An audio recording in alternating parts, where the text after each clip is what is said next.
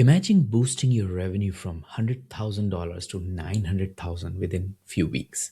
That's the power of optimizing operations over marketing.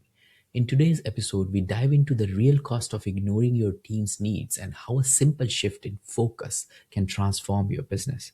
Discover why 70% of new businesses is referral based and how improving employee satisfaction leads to better customer experience and increased profits. Stay tuned as we reveal actionable insights to streamline your operations and maximize your growth potential. Hello, Cassandra. How are you doing today? I'm doing good, Ash. How about yourself? Good, thank you. Welcome to the Founders Podcast. Before we start, Cassandra, do you have a favorite quote, something that motivates you, inspires you, you would like to share with our audience? Yeah, there is a quote from the author Chris Voss, and the book is Never Split the Difference. And the quote goes, "Don't be so sure of what you want that you wouldn't take something better." Don't be so sure that you wouldn't want your next exam letter. Actually, I have that book in my reading list. Oh, I've it's a been great waiting. book. I was hoping that I think it's his second edition, I guess, but I might be wrong. Yeah, that's in my list. Great stuff.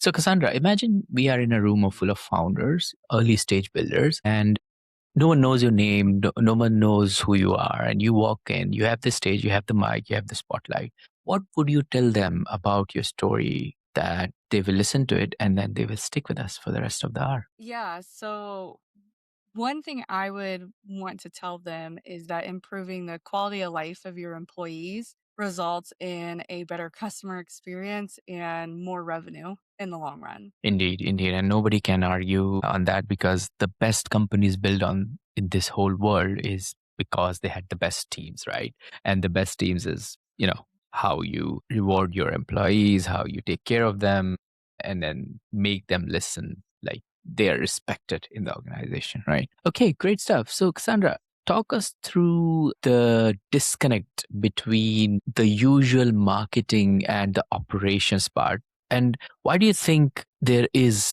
always a disconnect between these two departments, usually in organizations? I think part of it is when we look at data, it's really easy to associate revenue increases to marketing efforts. Mm. So if you start marketing on Google, you see those leads come in from that, or doing billboard advertisements. A lot of that stuff is really trackable. Whereas making investments into your operations, in your teams, in your processes, it's almost like a secondary source of increased revenue, reduced cost and things like that. But Mm. the reality that I see is there is a huge connection between how you treat your employees, the type of processes that you create, and the type of customer experience you create. Because at the end of the day, that is your reputation. And the numbers don't lie when we look at how businesses grow. The stat is somewhere around 70% of new business is referral based. Mm. Well, that is true. That is reputation based. So that means only 30% of your new leads are coming through marketing efforts, while the remaining are there almost exclusively because of the type of services you're providing. And I think every founder can relate to it because you see what happens is when we get at a early stage when a founder gets funded, they have limited amount of funds, which is a very expensive capital which we acquire from the outside world, right? And then you have this kind of expectations from the early investors that you will at least 10x their investment, isn't it? And based on that expectation, most of the founders focus on how to gain more eyeballs, more traction, more customers. Hmm. And that's why they want to invest more in getting the brand out, they're getting the service words out and marketing and everything. And the part which they usually forget about is okay, the leads are coming in. How are you going to manage them? How are you going to utilize them? What if after the first conversation it just drops out of your funnel, right? And how do you encourage your employees to sort of recontact them and then potentially convert them into customer, which could be a lifelong value? So let's touch a little bit more around the thought founders usually have that if I have leads coming in, or maybe in other words, if we say, if I have the marketing is in place, I'm sorted. Like marketing is enough for my business, something like that. Yeah. Yeah. I think that It's funny because I had a conversation a couple of months ago with a business owner that I'm currently working with. And I had told him, I was like, hey, we really should work on your process. Like, your processes are holding your business back and it's holding your employees back too. Right. And he responded with, well, sales solves all problems. He's like, as Mm, long as I'm selling more and more and more, any problem I have can be resolved with sales. And I'm like, okay, until you're ready to make that leap into working on your operations, I totally get it. Well, 2 mm, weeks later, he called me up and he was like, "Yeah, 2 of my employees quit." And I'm like, "Sales can't solve that problem. It doesn't matter the number no matter the amount of money you're bringing in, if you can't retain the people that convert, those customers into recurring customers or like you're saying, like lifelong leads essentially, mm. you're hurting your business as a collective. And so I see that a lot. I see a lot of business owners, and I get it. I totally understand it. Like you need money to pay for people, pay for the businesses, pay for the expense, and pay yourself. But at the end of the day, if you're getting way more leads than your funnel can handle, you're missing a huge amount of opportunity. Indeed, indeed. And in 2026, if you do not have this operational artifacts streamlined, especially for your front end of the business where the customer is coming, where the leads are coming, it gets a little bit tighter. And I would like to share a story here, which I have sort of experienced firsthand. So we recently started a new engagement with some online influencers, right? Instagram, TikTok, right? We picked up from all of them from the portal. And what we asked them is to create some UGC content for us so that we can publish them and potentially run ads on these content. While they were doing it, we realized that in order to create 30 to 60-second long videos, they had to add B-rolls, background music, they had to add captions and all these sort of things. And every single influencers we had almost 28, every single of them were told us like, okay, we can create these UGC content for you between 45 seconds to 1 minute, but it will take us a week. Some of them had pipelines, some of them were just new to the editing, and some of them is just like they have different editors. They just do the shooting part and then the editor parts. And then I'm engineer, and we were sitting in a room and we were talking about we are spending tons of money giving these influencers, but these people actually have a real problem here, which is going through the whole process. And how they're solving it by hiring different people, freelancers or people who can edit the videos. So what we did is we kind of automated this whole workflow with an AI agent where you upload a talking head video on your Google Drive. It picks it up from there. First thing it does, it captions it, so we have all the words. Then based on the captions, it picks up, I don't know if you've heard about Nano Banana from Google, which creates the images from AI. So Yeah, it creates, that's really cool. Oh, that's yeah, really so it cool. it creates the images, and then because of that timestamps, it knows which time it needs that image to put as B-roll on it. And then what it does, it adds a background music, which is like sort of sounds better when you put a UGC video. And then at the end adds, these borders, which is like a progress bar, which Yeah. engages you. Oh, it is about to finish. And we were able to show them, these influencers, this automation. You would be surprised to know, out of 28, we were able to sell this automation to 12 of them. We were Wow. their customers and they bought it from us. You see what I mean, right? Yeah. Streamlining operation or streamlining your day to day activity could not just help you, but also increase your business in an unprecedented way, because you don't know what's going to happen once you have all these things automated, right? So, would you be able to talk through, that when we had our intro call, you were talking more about like when you had this client of yours, or maybe I think you were working for one of the organization where you created a funnel and then you had a spreadsheet and then you automated some emailing in the backend. Would you be able to talk us through and share that example with our listeners? I'm not exactly sure which one you're referencing, but there is the If, one with the call center that I like set up and they had like a huge revenue increase. Mhm. So this particular business, they had come to me and they were currently spending about $40,000 in marketing, specifically in magazine marketing. They were a home services construction style business, and I'm in the Midwest of the United States, and they were saying, we're currently spending 40,000. We want to invest like another 40,000 because we're just not getting enough leads. Mm, And I had responded with, let's look at the data first before we go and make such a huge investment and see if that makes sense, right? If that's the route we should go. And once mm, we dug into the data, what we found out is they weren't picking up 50% of their calls. mm, So I came back to the owners and I was like, hey, like we can double your spend, but if you're not going to pick up the phone, it's not going to feel like it's making a difference. I said, we mm, need to solve this phone issue first. So what I did is I vetted a couple of different call answering services and worked with them specifically to see, who would be the best fit, not only for budget, but for the amount of work that needed to be done. And then once we picked that, I helped set up the script. I trained the entire team on how the script was going to affect their workflow. And they went from picking up only 50% of their calls to 100% because the call center could pick up everything. mm. And then their revenue increased by $900,000. Wow. So all in all, the investment between the call center for that year and the services that I provided was about 10,000.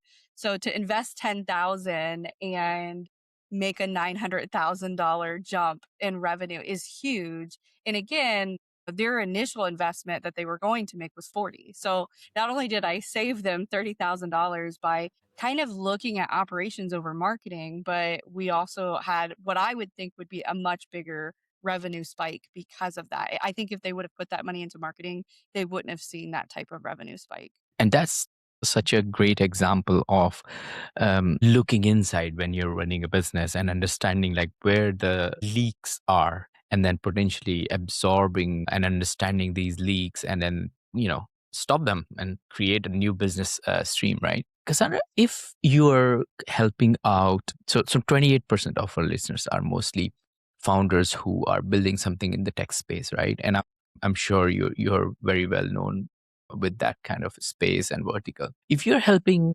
a tech founder who is building a tech product, mostly software as a service or an app or something on similar lines, what would be your advice when it comes to getting more eyeballs on the product or services? What are the different strategies you think in current 2026 is working, and why founders don't think about these strategies? I think that so I actually do work with a software as a service company, and one of the biggest gaps they have is public educational content.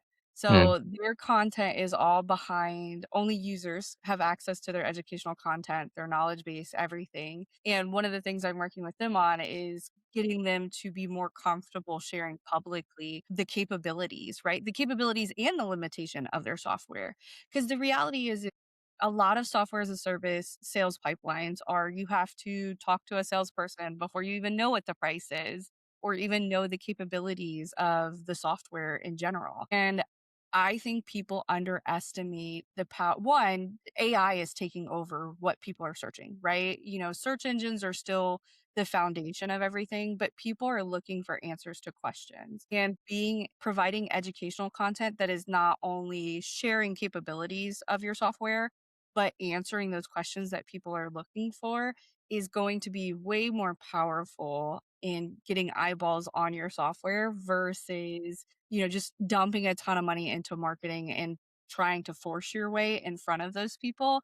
I think it needs to be a good balance of both. So, a good, strong, organic content pipeline that is very educational paired with getting spending marketing on very specific niche locations, right? Subreddits are really good ways to get involved with that niche market that you may be trying to go after, that vertical you're going after. mm. So in general, the best advice I can give you is create a ton of educational content that is specifically answering questions. Indeed, indeed. And thanks for sharing that. And I loved your example when you explain how you have helped out the organization with understanding the leakage in their call center, and how they improved it.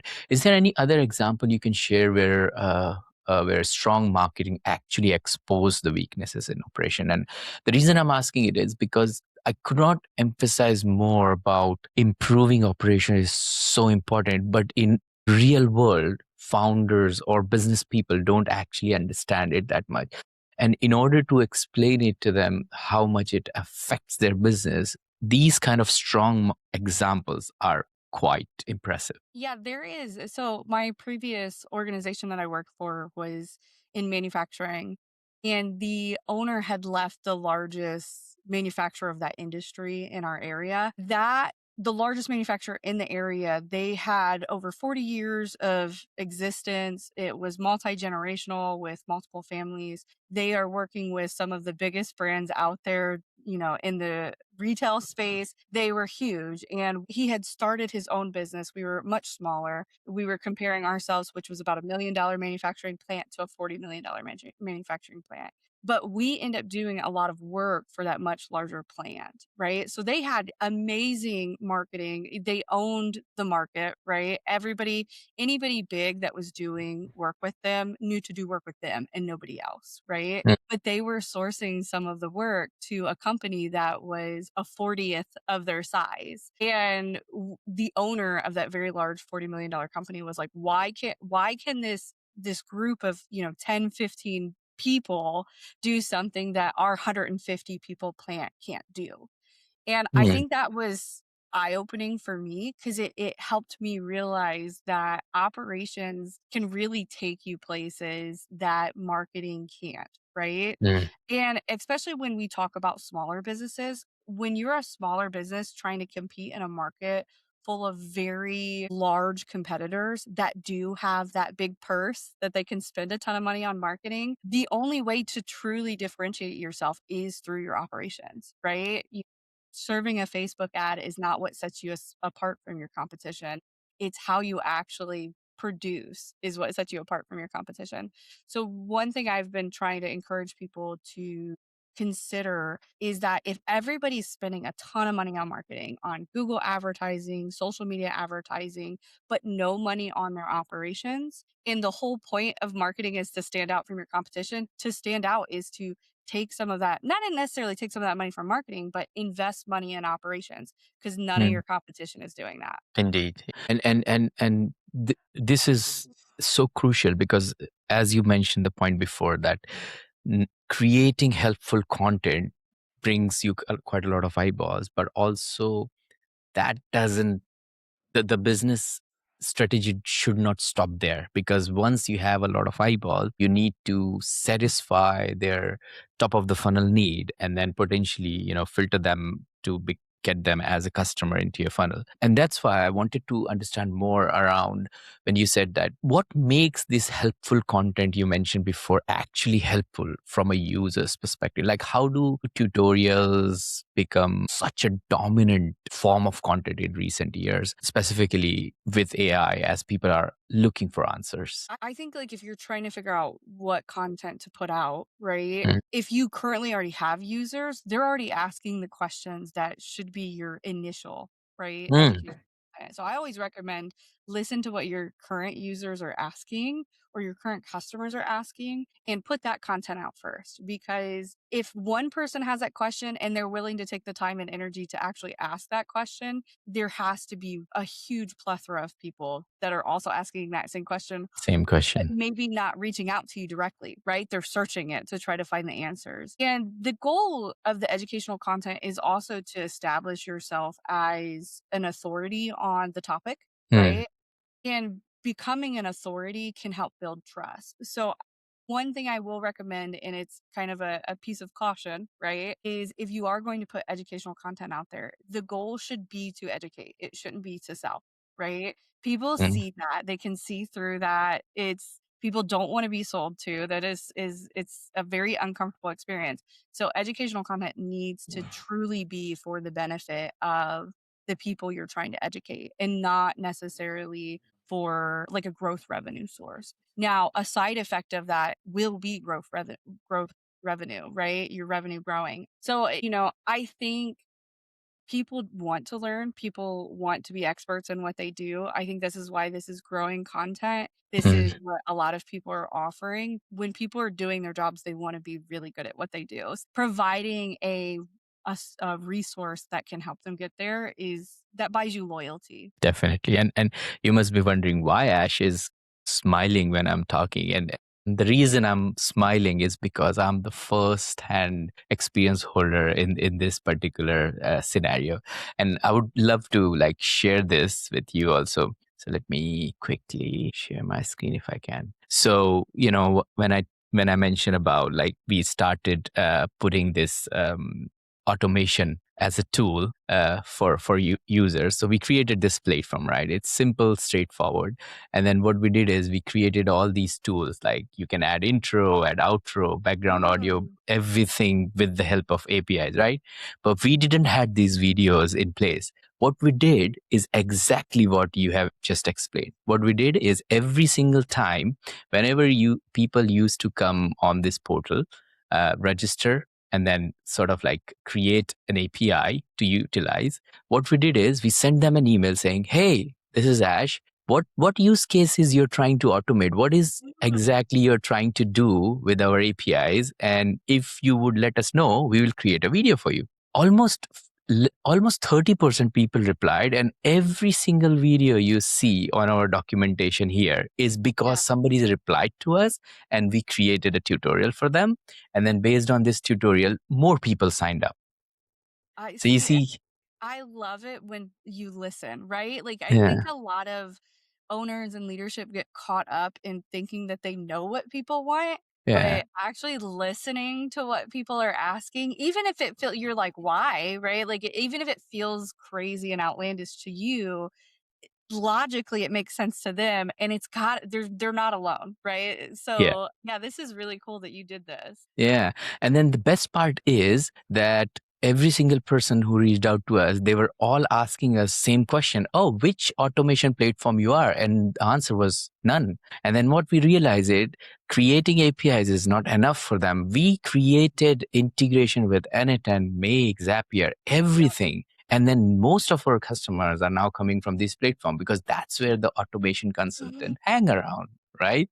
So it's like pouring in all these free leads without doing any kind of marketing and keeping YouTube your first instance of entering like the top of the funnel, you know? Yeah. Yeah, I would love to, like, just to know more about, like, your guys' back end numbers too of, like, Mm. how many are you getting directly that can be directly connected to marketing versus Mm. these, like, organic operational improvements that are leading to more eyeballs on your product? Indeed, indeed. I'm definitely going to share it with you later on once we have more understanding of the data. But yeah, that's what I wanted to share. Like how important and powerful it is to understand your customer, right? Great. So let's talk a little bit more about closing the loop between the marketing promises and operational delivery. Mm. So you talk about training as a growth lever, right? Would you be able to explain a little bit more to our listeners about what that exactly means, and if there is a case or a customer who you had helped previously whose story could be helpful for us to understand this concept. Yeah, so the best use case I have was my previous employer. Hmm. We were manufacturing, and it was initially me, right? I was the first employee. We ended up growing to a team of 15, which I ended up overseeing all of them as the operational person.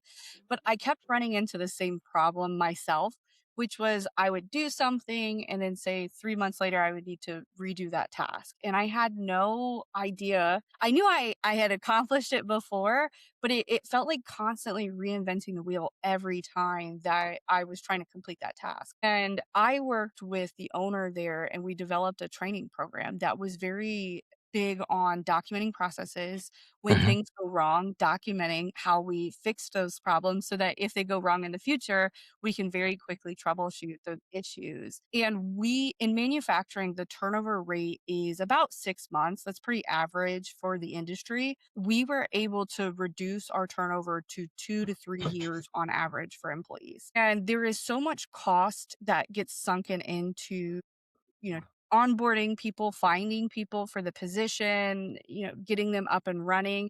And to have that sunken cost every 6 months, affects morale, it affects your bottom line, it affects everything about the business. It Mm. affects your customer experience too, because now, I don't have somebody who has been around for 3 years that knows what they're doing producing, right? I have someone who's only been here for 6 months, and the likelihood of mistakes are gonna skyrocket, right, with people with less experience.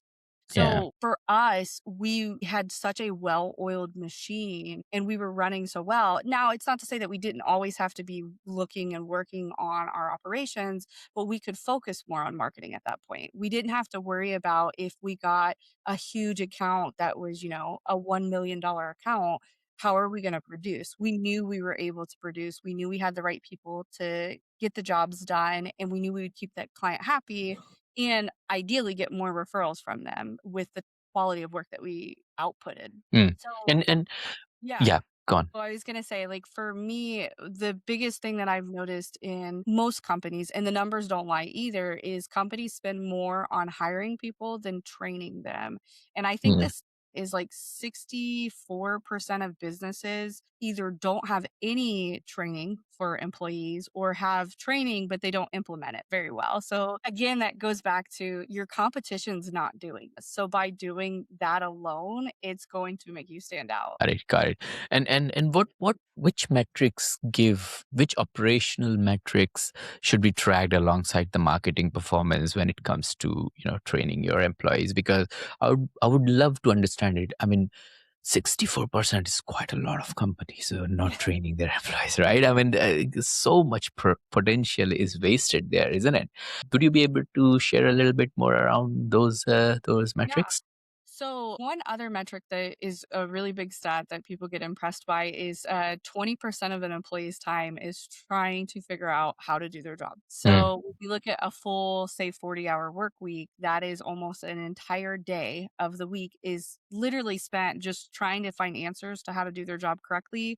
And that can also lead to interruptions with Mm. other employees. So, when we look at metrics, one really good one is your turnover, right? Looking at your turnover, if you do have a high turnover, that's a metric I would try to work on. And Mm. one way to work on that without necessarily, offering more money necessarily to employees or better benefits is creating a less stressful work environment. And a less stressful work environment is produced with easy processes for people to follow, a really well put together training program. So, turnover is a really good KPI to look at. If you have other KPIs, for example, in manufacturing, it was how many orders can a CSR process, right? And the previous plant I worked for, a CSR was processing about 20 to 25 orders on average a month. And after doing a bunch of automations and improvements on the processes, we were able to up that to 40 jobs a month. And we Mm. had one CSR that was producing almost 80 jobs a month. So we went from, 20 and we quadrupled it in some cases. So Mm. that's another really good KPI that you can look at of what is the production on an individual's level, right? And Mm. what are they missing to be able to increase production? And a lot of times you can have a conversation with the employee and figure out what it is that they're missing. They will tell you what's stressing them out, what's making their job difficult. Yeah. And if you have like a department, having individual conversations with everybody within the department, you will find patterns and common denominators that you can work on first. Mm. Sandra, which metrics give a misleading picture when viewed in isolation within marketing? Because I think there must be some kind of metrics which founders or business owners are looking at, and they are giving them idea that they're growing or they're making progress or making profit. There has to be some of them misleading, right? Yeah. So one of them that everybody uses is return on investment, ROI. Mm. And the reason why I say it's misleading is a lot of people do a very simple ROI calculation. So they literally say, how much did I invest and how much did I get out of it? Right. So say you invested $100,000 and you got 1 million. Great. That's like an amazing looking ROI. But the question is, how much does it also cost to produce? Right. So yes, you invested 100,000 and you got 1 million, but if it cost you $900,000 to produce that million, that ROI is a wash, right? Mm. So one thing I try to work with a lot of business owners on is coming up with what is your like average profitability on a job or a project. and that can be hard, right, to figure that out, but I like to add that into the ROI calculation, is taking out that cost of production as well to get a true return on investment. What's our profitability on the marketing investment that we made? So that's a big one that I have a lot of people check out, and it's if you look up an ROI calculation, it is literally just what you invested and what you made, and I don't think that tells the full story. No, I totally understand. And thank you for sharing this formula because that makes more sense in terms of like, why would you consider a 10x return of investment if you can see operationally it's literally like even, right?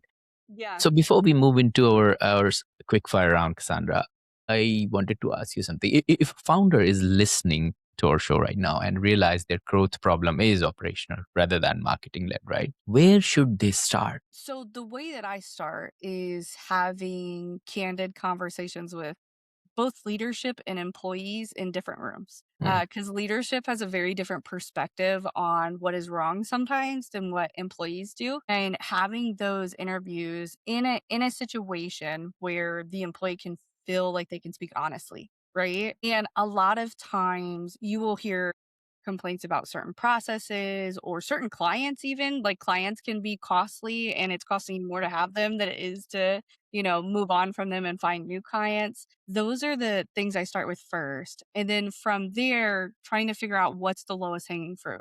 So what's mm, the thing that, takes the least amount of investment to make a change?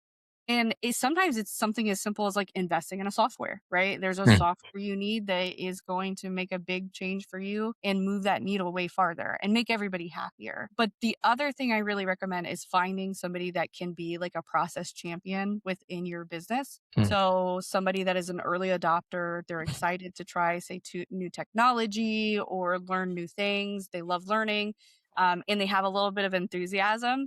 And this person, typically, I recommend it not being a leadership. It needs to be somebody who mm, is in the trenches with the rest of the team. And as they start to roll out those changes for you, change management becomes way easier. So it's not a top down leadership is telling me I have to use this new program. It's, mm, oh, my coworker over here is using this new program, and all they do is talk about how amazing it is. I need to get in on using this new program too. So those are kind of like the few things that I really recommend leadership to start with, because mm. the goal isn't for the leadership to make the changes necessarily, is you need your employees to adopt those changes. So having Indeed. someone to be the executioner is like the way to go. Indeed, indeed. Couldn't agree more with you on this one. And this is fantastic because that's where the crux of our conversation is that most of our listeners would be the people who want to get into the founder space or founder suite and some people who are already there, at least they have a clear direction now. So thank you so much for that, Cassandra. So let's move on to our quick fire round now. I've got Yeah. 6 quick fire questions for you. If you do not want to answer any of them, just give me a skip and then we'll move to the next one. Yeah. Is that okay? Yeah. Yeah. Great. What are the top 3 strategies to generate more leads in 2026? I would go back to educational content because AI is going to be pushing a lot of questions and answers. I would also say being in spaces where your competition is not. A lot of people don't use direct mail, and direct mail can be a very good way to target in certain industries. Not every industry, but in certain industries. And the mailboxes are empty. Our email boxes are not, but your actual mailbox is. Mm, mm, And then I think creating loyalty programs and ways to get some of your most committed like customers to kind of talk about you. So getting those testimonials and programs of asking them if they have people that they can refer to you, leaning on your best buyers is going to be huge. mm. Makes sense. What book would you recommend to our audience and why? I'm going to say Never Split the Difference from Chris Voss. That was Yeah. a very big game changer for me. Mm, yeah. I think the first half I read through and I learned about mirroring and labeling. Yep. And after that I just stopped reading it. But I have to finish it. So Yeah. maybe next time when we jump on a call, I would finish it and then talk about all the techniques it teaches. Yeah, that would be awesome. Great. What's one attribute or characteristic in your mind of a successful founder? Being open-minded. I think Mm, that if you are not open to other people's opinions and feedback and stuff like that, you're gonna miss out on really big opportunities. definitely. What's your favorite personal productivity tool or habit? That's a hard one. You know what? I will say inbox zero. Hmm. I actually like part of one of my services that I offer is teaching other people how to roll out inbox zero into their organization. That is easily my favorite productivity habit. Yeah, I follow that. I have like 10 inboxes for 10 different It's rough. things.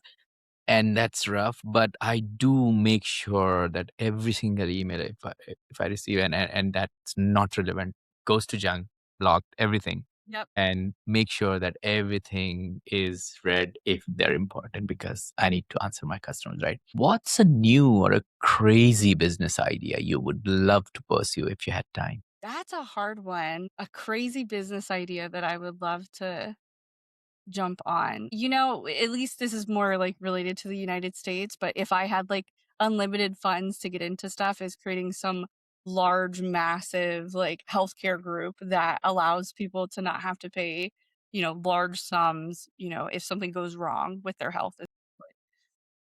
Kind of like a health insurance sort of things. Yeah. Yeah, Yeah. But, like, one that is, like, more geared towards focusing on paying physicians so well that they would rather, again, work for, within our network or versus, other networks and having a lot less of the administrative costs, which is what is ballooning it here locally. indeed. What's an interesting or fun fact about you that most people don't know? I am a retro video game collector. So, Whoa.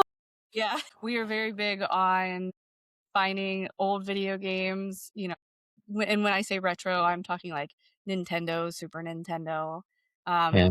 a lot of the stuff that I grew up on, but we're big on that, and specifically, I collect Legend of Zelda video games. Nice. I've heard about it. I haven't played. I'm not a big gamer, but I do have Xbox. Sometimes we Yeah. play. Yeah, when you have time well, I get it. I'm the same way now.